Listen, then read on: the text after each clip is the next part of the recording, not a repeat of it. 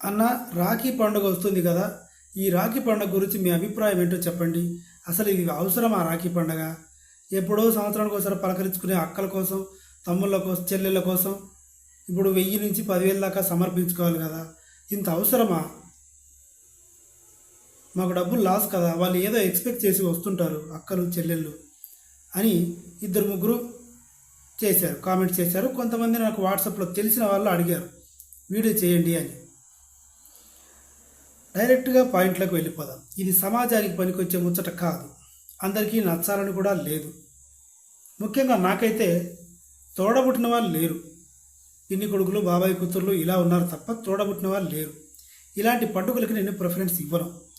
రోజు ప్రేమ ఉంటుంది, రోజు నేను బతికే ఉంటాను. ఊపిరినంత వరకు చెల్లెళ్ళు అక్కలు నాతోనే ఉండాలి, నాతోనే ఉంటారు. ఊపిరి ఉన్నంత వరకు ప్రేమ ఉంటుంది.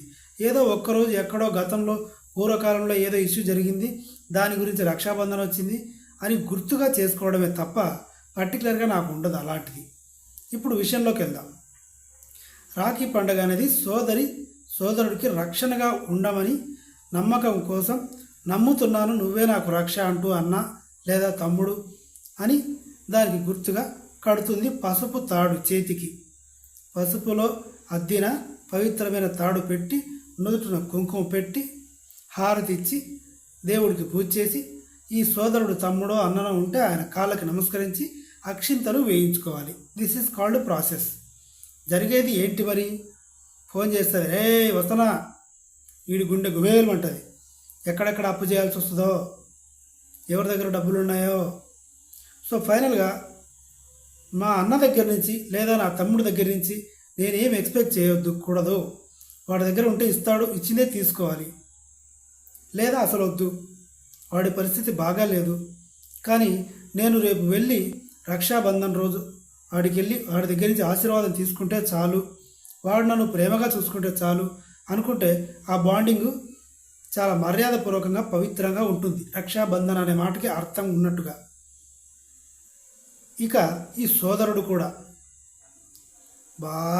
ఈ రాఖీ పండుగ ఒకటి పోయిచ్చిందంటే 3,000 5,000 అవసరమా ఈ రాఖీ పండుగ అనే ఫీల్తో ఉండకూడదు. ఎవరు? నీ సోదరి, నీ రక్తం పంచుకు పుట్టిన అక్క లేదా చెల్లి. సంవత్సరంలో ఒకరోజు వస్తుంది ఈ రాఖీ పండుగ. ఇవ్వలేని పరిస్థితి ఉంటే సింబాలిక్గా చెప్పొచ్చు, పరిస్థితి ఎలా ఉందమ్మా, ఏమవుతుందమ్మా, నీకు నేనున్నా కదా, ఇదిగో ఇంత తీసుకో, ఇదిగో ఇది ఉంది నా దగ్గర. ఇలా అర్థం చేసుకునే వాళ్ళు ఉంటే ఓకే. ఏమిచ్చాడు వీడు అని అనుకునే అక్కలు చెల్లెలు ఉంటే దానికి అర్థమే లేదు. దీనికి ఎందుకు ఇవ్వాలి అసలు, సంవత్సరానికి ఒకసారి వచ్చి పలకరిస్తే రాఖీ కడితే దీనికి డబ్బులు ఇవ్వాలా అని అనుకుంటే దానికి కూడా అర్థం లేదు. అలాంటిది అసలు అన్నా చెల్లెల బంధం, అక్క తమ్ముడు బంధం కూడా కాదు. సంవత్సరంలో ఒక్కరోజు గుర్తొచ్చి రాఖీ కట్టిపోతే అది అన్నా చెల్లెల రక్త సంబంధం ఎలా అవుతుంది? అవ్వదు. సో మొత్తానికి రాఖీ పండుగ అనేది పవిత్రంగా, ఇష్టపూర్వకంగా, ప్రేమతో చేసుకుంటే రాఖీ పండుగ అవుతుంది. ఏదో ఎక్స్పెక్ట్ చేసి వాళ్ళు అయ్యో డబ్బులు పోతుంది అని వీళ్ళు అనుకుంటే అది రక్షాబంధన్ అవ్వదు.